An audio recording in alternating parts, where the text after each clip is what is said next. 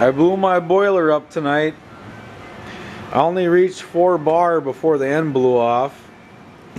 That was quite amusing. I was standing here and fucking drinking my beer. I blew the fucking glass out of the boiler.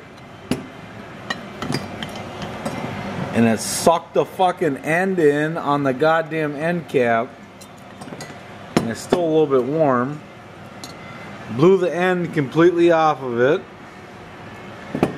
This was sitting over here, right there, and spilt my wife's drink on the ground.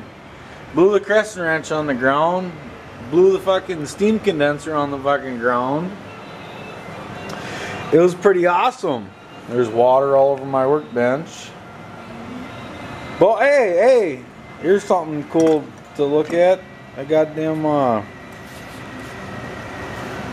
burner I made. Hang on a second. You sit right there and watch this. Look at that pretty burner. Don't it look good?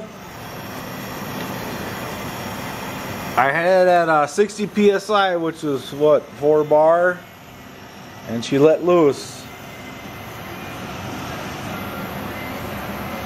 Look at the catastrophe. Yeah, fun.